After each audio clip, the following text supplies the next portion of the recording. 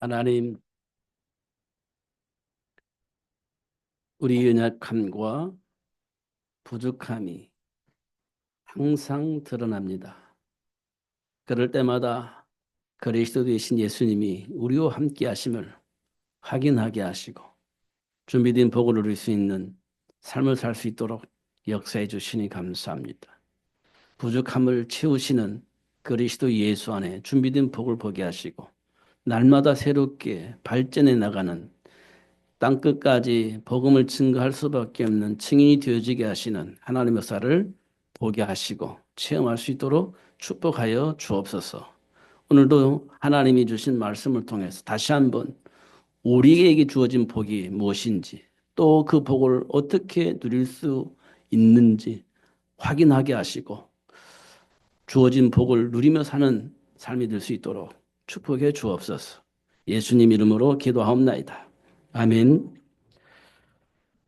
우리에게 있는 많은 일들이 있습니다.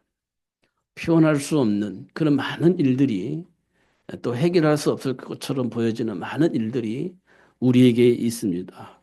이때 우리는요, 그 문제를 해결하기 위해서 방법을 찾게 되어집니다. 어쩔 수가 없습니다. 누구든지 삶의 현장에 있는 내게 와 있는 그 문제를 해결하기 위해서 방법을 찾게 되어집니다. 성경에 보니까요, 그런 일들이 많이 있습니다.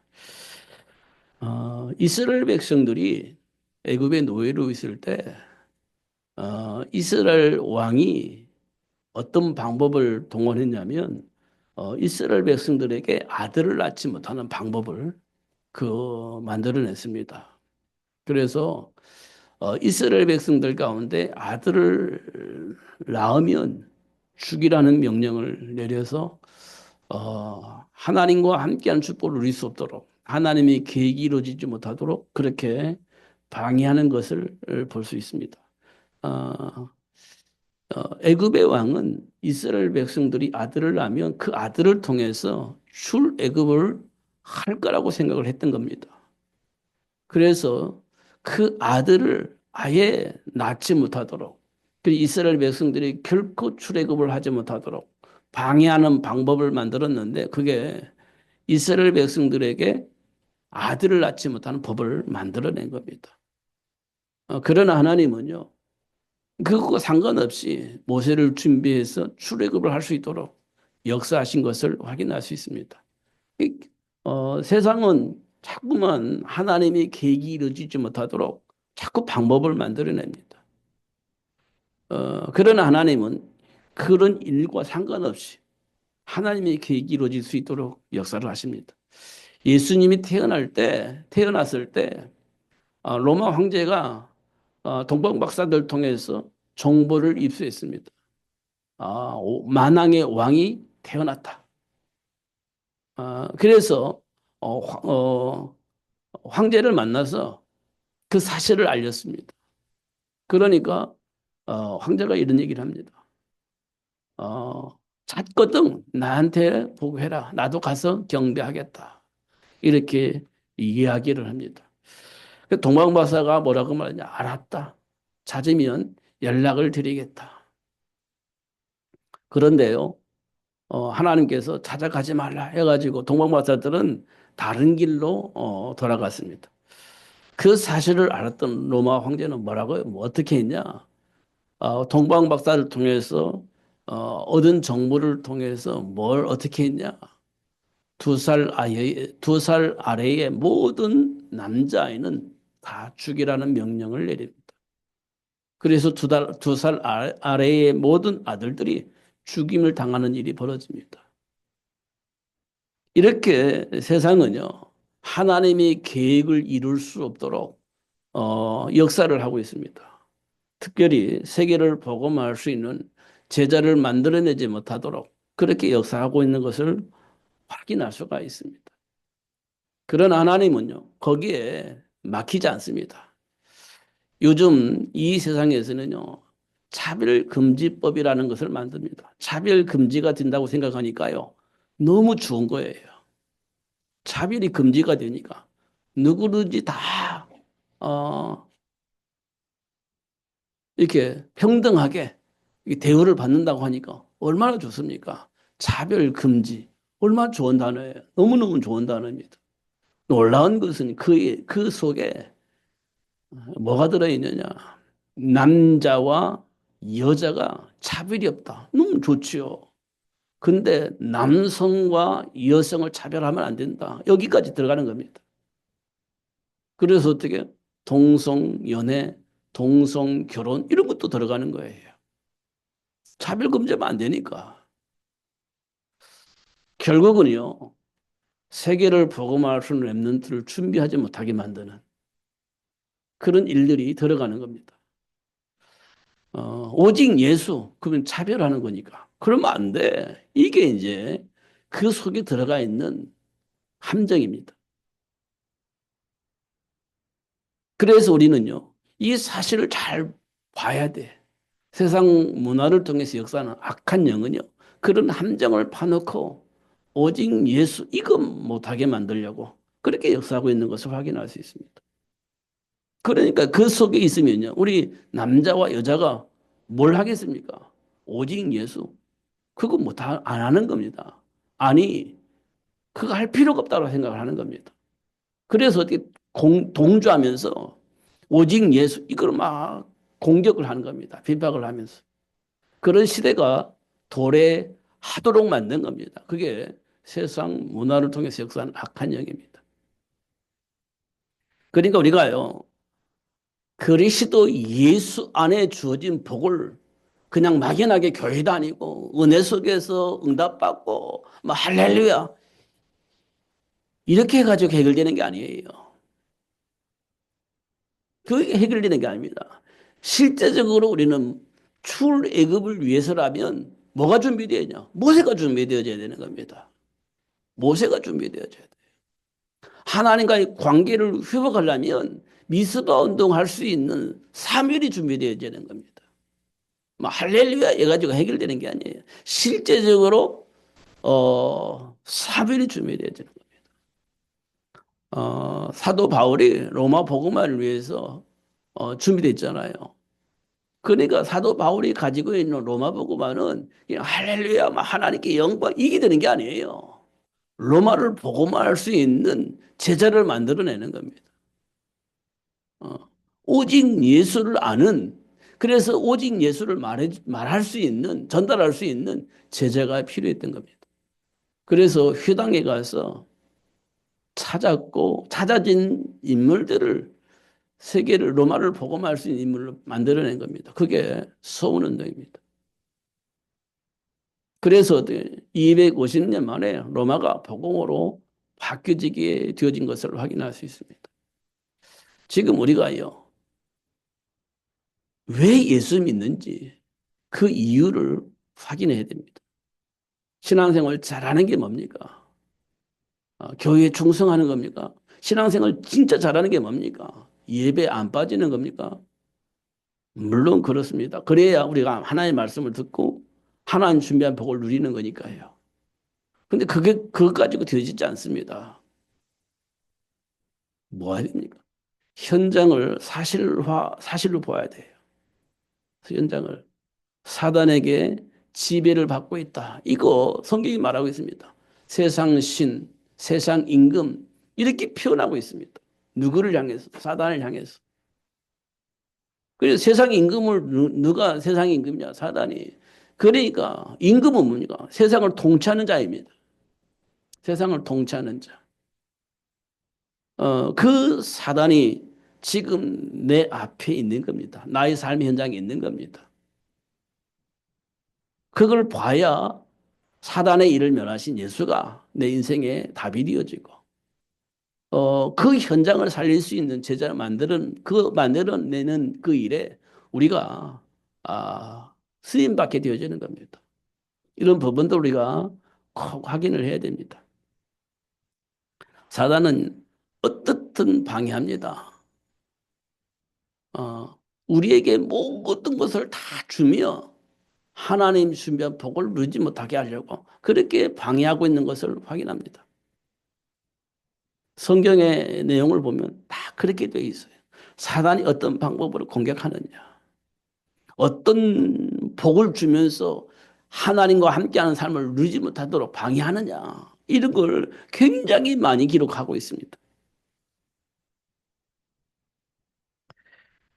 그러면서 우리 안에 정의를 얘기하면서 그걸로 인하여서 하나님과 관계를 멀어지게 만들고 또 사랑을 얘기하면서 하나님과 관계를 멀어지게 만들고 또 모든 걸 수용할 수 있는 넓은 마음을 얘기하면서 하나님과 관계가 멀어지게 만드는 그 사단의 전략을 우리가 봐야 됩니다. 우리가 가지고 있는 정의와 우리가 가지고 있는 사랑과 모든 것을 수용할 수 있는 넓은 마음 다 필요합니다. 그리스도 예수 안에서. 근데 그리스도 밖에서의 정의는 큰 의미가 없습니다.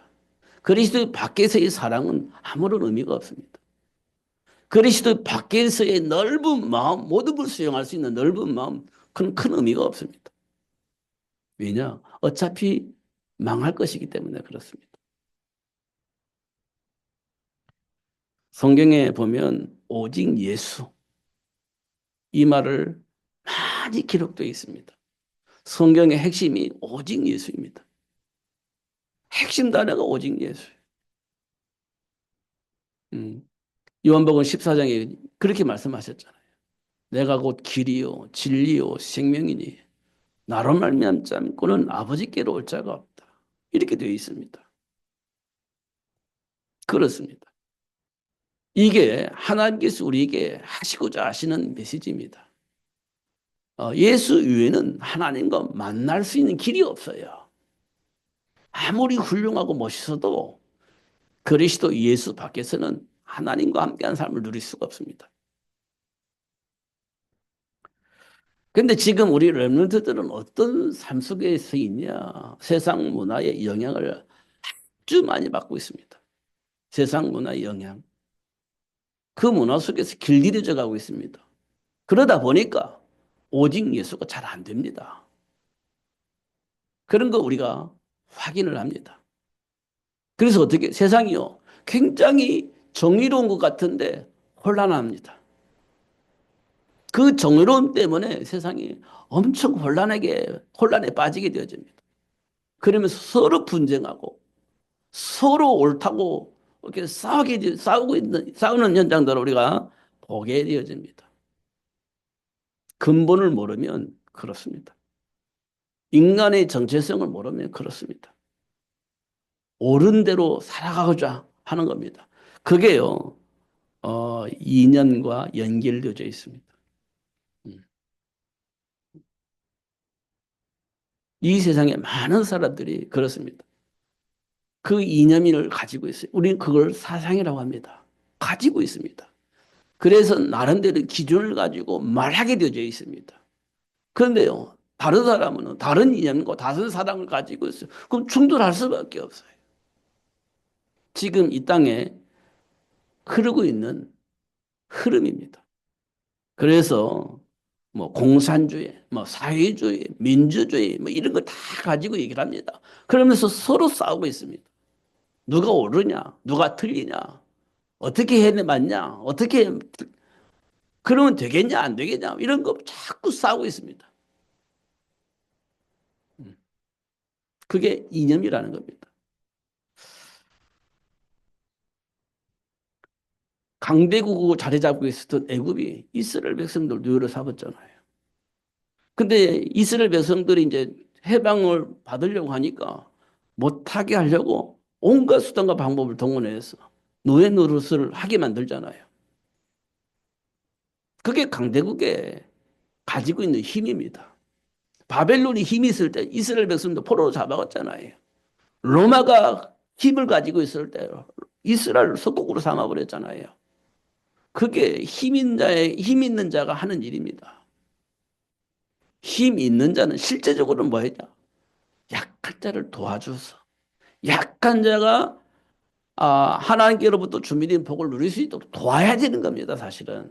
그런데 강한 자는요, 약한 자를 장악을 하는 겁니다.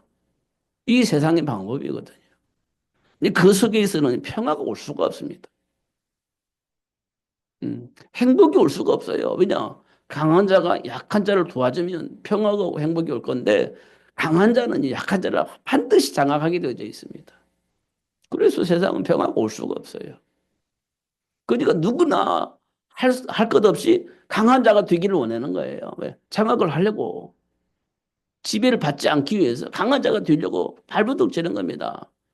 그 강한 자가 되면 어떻게 됩니까? 또 약한 자를 장악을 하는 거지. 그게 세상의 방법입니다. 그게요, 사단에 의해서 만들어진 작품이에요. 사단에 의해서 만들어진 작품입니다. 근데 하나님은 어떤 방법을 썼습니까? 자기 자신이 십자가에 박혀 죽습니다. 그리고 근본적인 문제를 해결해 주시고 근본적인 축복을 누릴 수 있도록 그렇게 역사하신 것을 확인할 수 있습니다. 그걸 보고 우리에게 뭐라고 말씀하시냐? 사랑이다. 이렇게 얘기했습니다. 하나님은 사랑이시다. 이렇게 표현했습니다. 결국 하나님은 우리에게 뭘 주셨냐? 우리 과거의 배경을 알게 하시고 돌아설 수 있도록 역사를 하시는데 정체성을 회복할 수 있도록 역사를 하십니다. 중요한 것은 내 안에 자리 잡고 있는 생각을 전환할 수 있도록 그렇게 역사하시는 것을 확인할 수 있습니다. 이미 내 안에 각인되어져 있는 그 생각이 사단에 의해서 만들어진 작품이라는 사실을 알게 하시고 그리스도 안에서 내 생각을 바꿀 수 있도록 전환할 수 있도록 역사하시는 하나님의 사를 보게 되죠. 그러니까 문제를 통해서 그 사실들을 확인시켜 주시는 겁니다.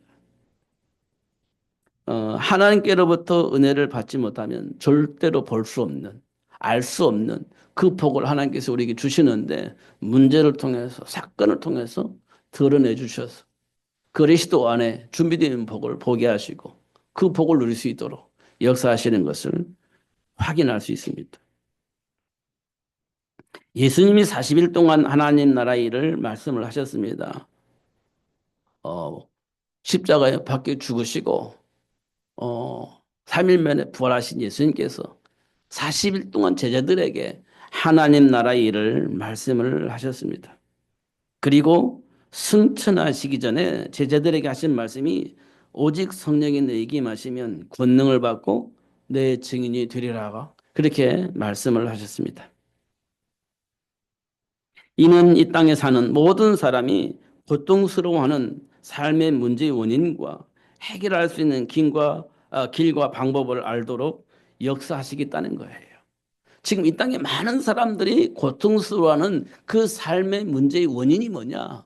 배경이 뭐냐? 그걸 알게 하시고 그 문제를 해결할 수 있는 그것이 통해서 해방되어지도록 하나님께서 축복을 하시겠다는 거예요. 그리고 많은 사람들 앞에 그 그리스도 되신 예수님이 이 땅에 왜 오셨는지 그리고 지금 우리에게 무슨 상관이 있는지 그 사실들을 말할 수 있는 사람이 될 삶을 살 수 있도록 역사하시겠다는 겁니다. 그래서 하나님이 준비한 복을 누리면서 살 수 있도록 역사하시겠다고 하는 건데 정말 중요한 게 뭐냐? 하나님 우리와 함께 하신다는 것을 알리는 겁니다. 그걸 우리는 임마누엘이라고 합니다.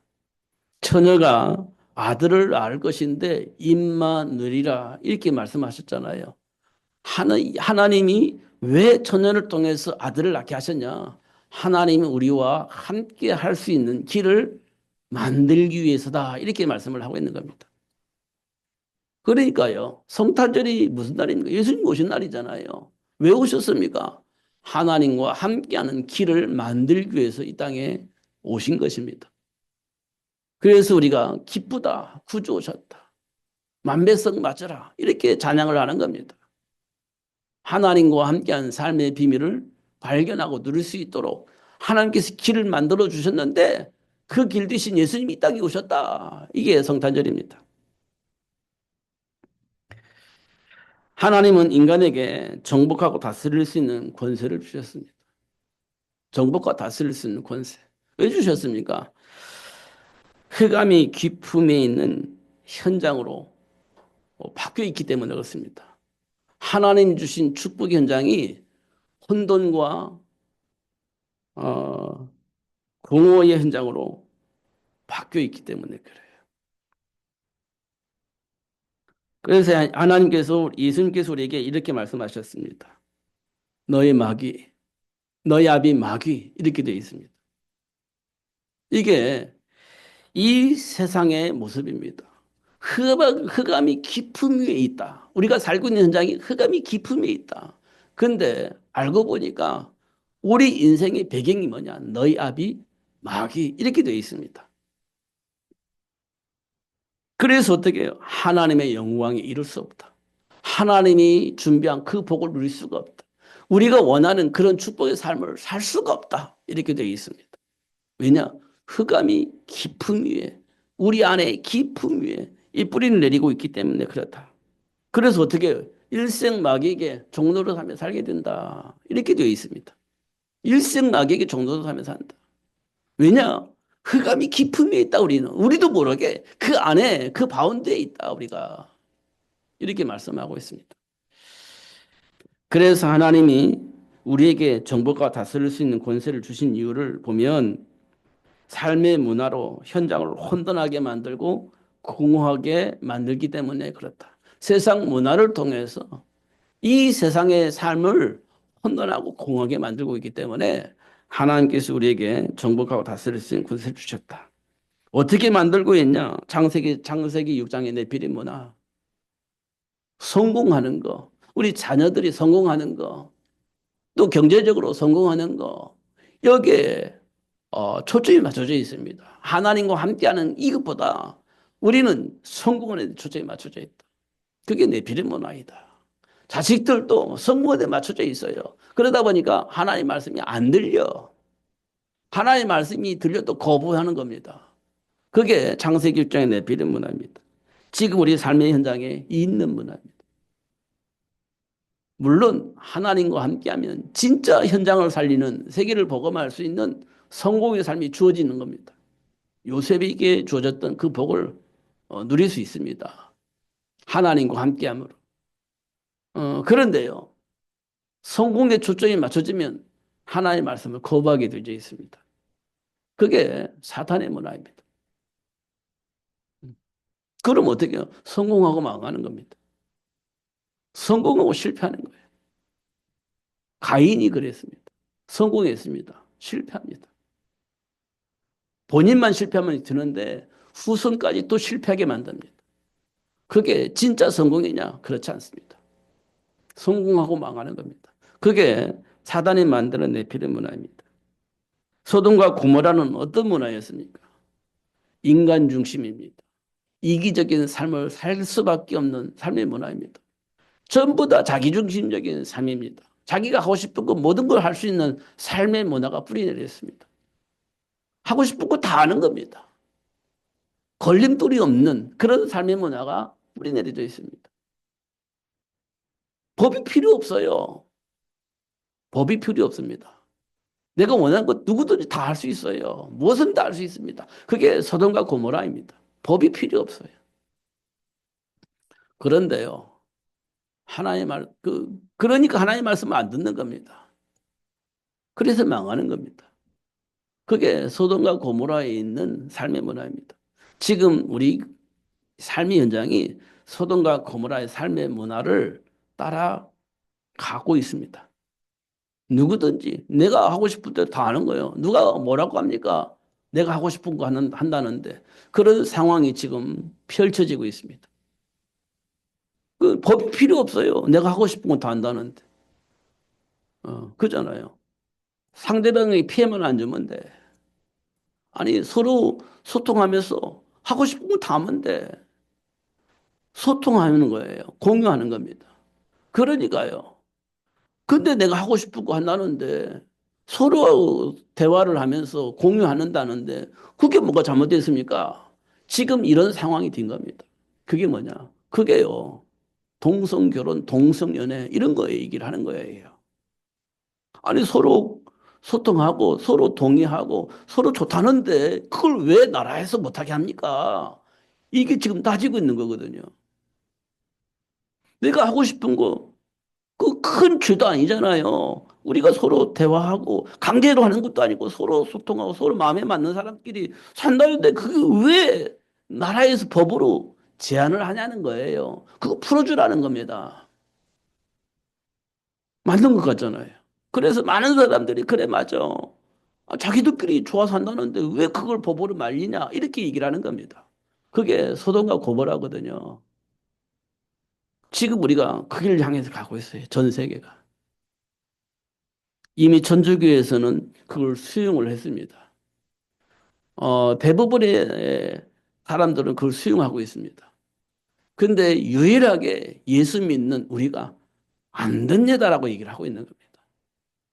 예수 믿는 우리가 안 됩니다. 그거는 안 됩니다. 그러면 망합니다라고 얘기를 하고 있는 겁니다.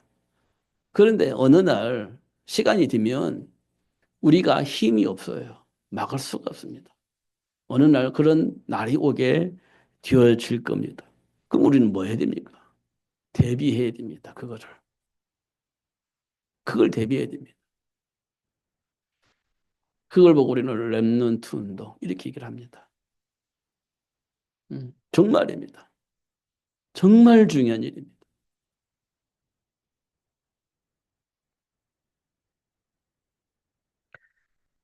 근데 어떻게 들어오냐?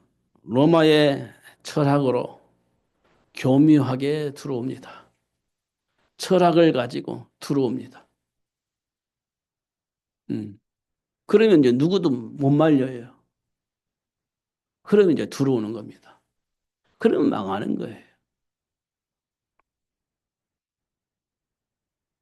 그렇기 때문에 하나님께서 원하는 자를 불러가지고 함께 하시겠다고 약속을 하셨는데 이 말의 의미는 뭘 의미하느냐면 하나님 나라의 배경을 누리는 겁니다.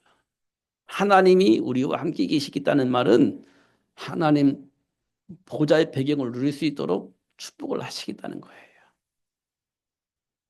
그 힘으로 그 배경을 가지고 사단의 모든 일을 멸할 수 있는 복을 누릴 수 있도록 하겠다는 겁니다.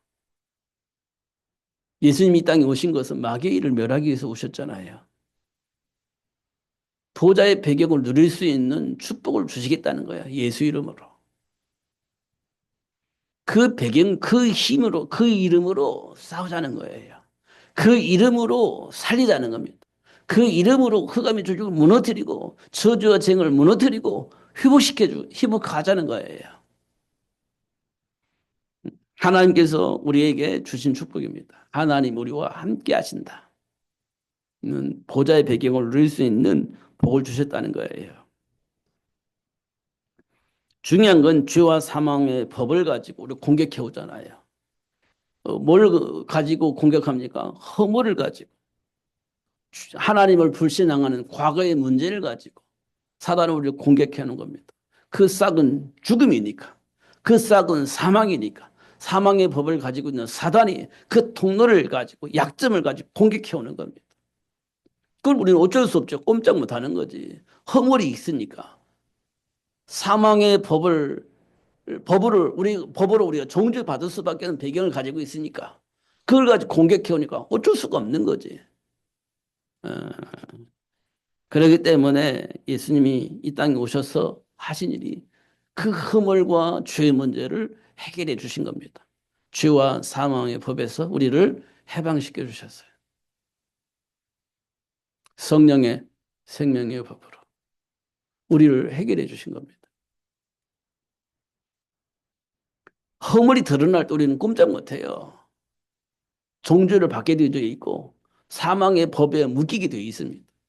근데 그 문제를 십자가에서 해결해 주신 겁니다. 그래서 하나님 만나고 하나님 준비한 복을 누릴 수 있도록 그렇게 역사하신 것을 확인할 수 있어요. 그러니까 우리가 예수 믿는 겁니다.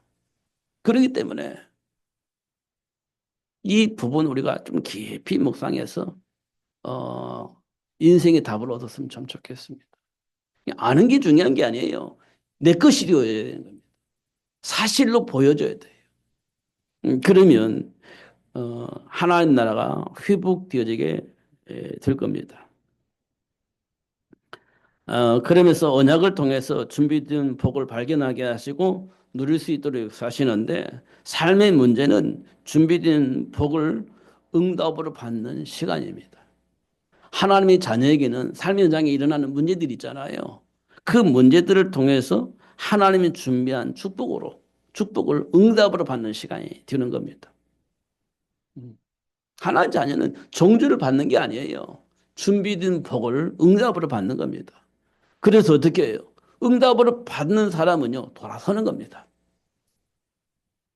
지금 내가 맞다라고 생각을 하고 막 달려갈 길을 달려왔는데, 내가 하고 싶은 대로 하면서 살아왔는데, 알고 보니까 그게 사단의 올무이고, 하나님과 자꾸 멀어지는 것임을 확인했어요. 그럼 돌아서는 거지. 그걸 보고는 회개라고 하는 겁니다. 돌아서는 겁니다. 잘못된 길에서 돌아서는 거예요. 그걸 보고는 회개라고 합니다. 그래서 아브라함이 만난 문제, 기근 때문에 엉뚱한 길로 갔잖아요. 근데 그것 때문에 아브라함의 근본적인 뿌리가 무엇인지, 하나님이 나를 왜 부르셨는지 응답을 받는 시간이 되어진 겁니다. 그래서 진짜 복의 근원의 축복을 받게 되어지는 그런 시간이 언제냐? 기근 만났을 때입니다. 어찌할 바 알지 못하여서 막 방황할 수밖에 없는 상황을 만났을 때 비로소 하나님이 나에게 주신 복의 근원이 무엇인지 알게 되어지는 시간이었습니다. 잘 확인해 보면 그러고 있습니다. 베드로가 사람 나는 어부로 부름 받았는데 언제 그 축복이 확인됐냐? 예수님을 저주하면서 모른다고 했을 때.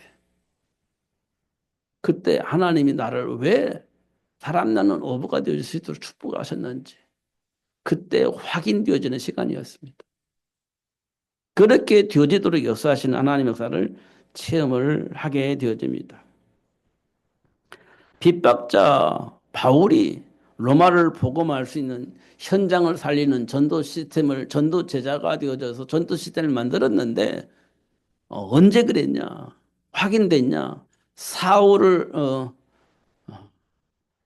사울이 스데반을 돌로 쳐서 죽일 때 막 앞장서서 하나님 원하시는 일이라고 착각을 하고 예수 믿는 사람을 잡아다 죽이는 일에 앞장서고 있었을 때 다메섹에서 예수님이 바울을 불러요. 바울아, 부릅니다. 이때 바울이 누구십니까? 이렇게 질문했을 때 에, 바울이 이렇게 예수님께서 말합니다. 네가 핍박하는 예수다. 이렇게 그때 비로소 예수님이 그리스도요 그리스도가 맞았구나 막 그리스도이셨구나 이렇게 알게 되어집니다. 그때 바울이 완전히 돌아서는 겁니다. 잘못된 길에서 돌아섭니다. 그러면서 하는 말이 자기가 가지고 있던 과거의 모든 배경을 배설물 여기고 나는 오직 예수만 붙잡고 가겠다 이렇게 결론을 내는 것을 볼 수가 있습니다. 문제는 응답의 시간입니다. 하나님이 내가 누구인지를 확인할 수 있는 하나님이 나에게 주신 축복이 무엇인지 확인할 수 있는 축복의 시간이다. 이렇게 성경을 말씀하고 있습니다. 중요한 건 삶의 현장에 있는 문제를 해결할 수 있도록 역사하신다는 겁니다. 삶의 문제를 그냥 있는 게 아니라 그 문제를 해결할 수 있도록 하나님 축복을 하시는 겁니다. 노예인 이스라엘 백성이 받은 응답이 있습니다. 400년 동안 죽으라고 기도하면서 하나님께 소원하며 기도했던 출애굽의 역사 언제 일어났느냐? 희생제물 어린 양의 피 비밀을 발견했을 때, 희생제물 어린 양의 피 비밀을 발견했을 때, 그때 비로소 출애굽의 역사가 일어납니다. 400년 동안 그렇게 부르짖었는데 하나님이 응답하지 않았어요. 그런데 문설주의 피 발랐을 때, 그때 비로소 출애굽의 역사가 일어납니다. 희생제물 어린 양의 피, 십자가의 피입니다. 십자가에 흘린 그 피가 우리를 저주와 재앙에서 해방시켜 주는 겁니다. 사단의 올무에서 해방시켜 주는 겁니다. 다른 방법이 없어요. 다른 길이 없어요. 문설주에 피 바르는 날, 십자가에서 예수님께서 피 흘리시는 날, 그때 우리가 저주에서 사단에 옮겨서 해방이 되어지는 겁니다. 중요한 것은 이스라엘 백성들이 출애굽을 하고 난 이후에 가나안 땅까지 가게 되어지는데 광야 40년이 기다리고 있었습니다. 그 현장에 뭐가 있습니까? 공해가 있습니다. 사막이 있습니다. 먹을 것이 없는 상황입니다. 또 지도자가 없어지는 상황이 만들어지기도 합니다. 그게 광야 40년 동안에 이루어진 일들이에요. 이때 하나님께서 공해 가르시고 사막에서 물을 내시기도 하시고 날마다 만나와 메추라기를 공급해 주시고 그렇게 역사하시는 하나님의 역사를 보게 되십니다. 결국 연만의 비밀을 누릴 수 있도록 하나님이 역사하십니다. 그 40년의 광야 생활을 통해서 인만의 비밀을 발견하고 누릴 수 있도록 역사하시는 시간표임을 확인할 수가 있습니다. 결국은 로마를 복음하기 위한 전도 제자를 준비할 수 있도록. 지금 우리는요, 세계 복음화 이 단어를 우리가 쓰고 있습니다. 세계 복음화. 진짜 생각을 해야 돼요. 세계 복음화. 현장을 봐보세요. 많은 기독교인들이 막 싸우고 있습니다. 막 싸우고 있어요. 참 안타까운 일인데요. 참 안타까운 일인데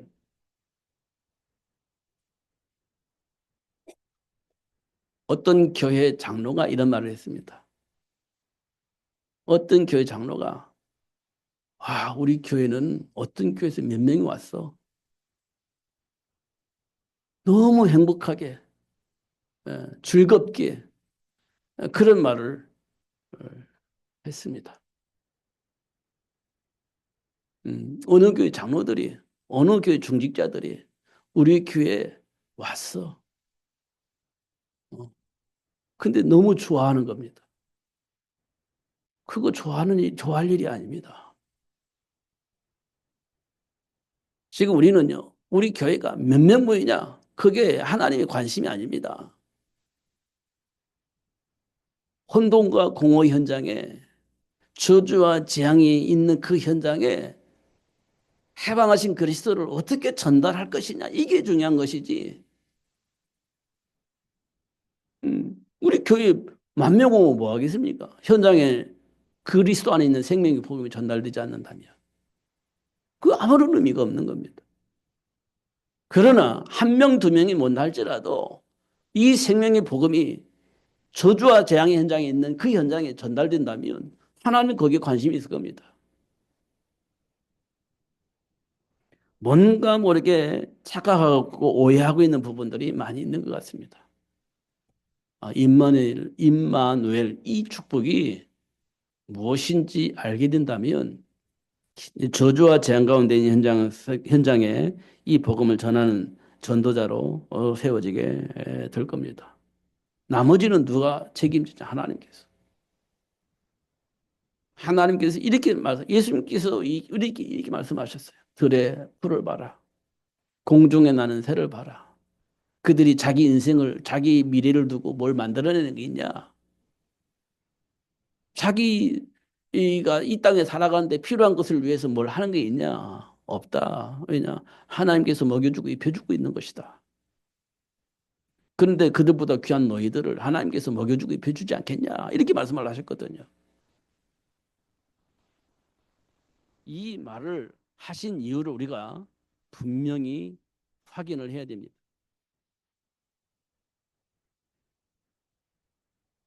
그래서 빌립보 4장 13절에 보면 내게 능력 주시는 자에서 내가 모든 것을 할 수 있다. 이렇게 말씀을 하고 있습니다. 성경에 보면 세계 복음화를 위해서 하나님이 인간에게 준 정체성의 축복을 보면 당신이 원하는 그 일을 위해서 하나님이 함께 하신다는 겁니다. 하나님 원하신 그 일 때문에 하나님이 함께 하신다는 겁니다. 요셉이 누렸던 형통한 복은 하나님이 함께 하심으로입니다. 하나님이 함께 하심으로 요셉은 형통한 복을 누렸습니다. 바벨론 왕이 다니엘과 세 친구들을 사자구석에 집어넣고 다음날 와서 한 얘기가 있습니다. 다니엘아, 네가 항상 섬기던 하나님이 너를 사자의 입에서 구하기 능하셨느냐라고 물어봅니다. 항상 섬기는 하나님이 너를 사자의 입에서 구하기 능하셨느냐 이렇게 물어봅니다. 그러니까 다니엘이 왕이여 만세수를 누리소서 하면서 사자 입에서 구원하신 하나님을 알리는 그런 시간을 갖게 되어지는 것을 확인할 수 있습니다. 골리앗이 쳐들어왔을 때 다윗이 마침 그 전쟁 현장에 가게 되어집니다. 그런데 골리앗이 그렇게 공격을 합니다. 그런데 이스라엘 군인들은 아무도 나가서 골리앗을 대적하지 못하는 겁니다. 이때 다윗이 그 현장에 나갑니다.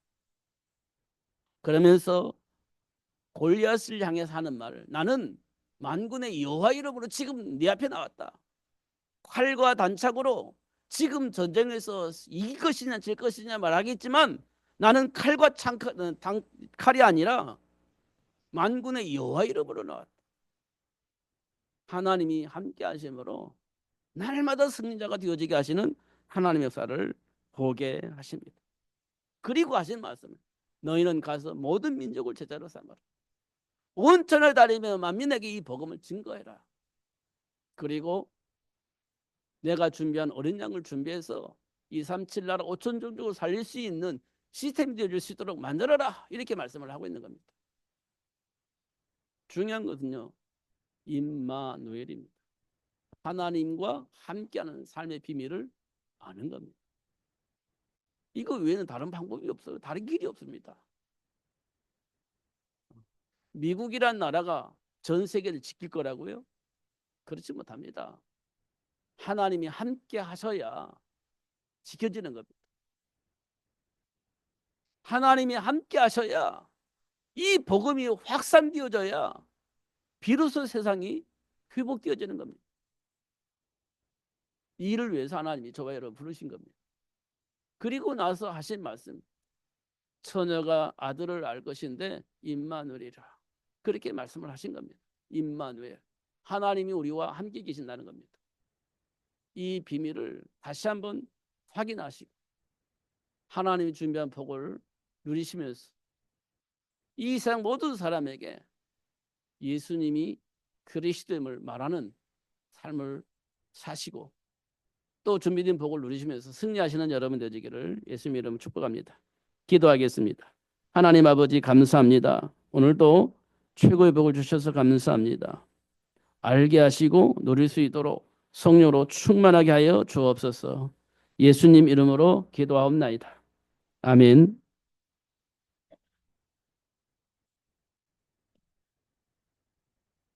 찬송가 191장 찬송하겠습니다.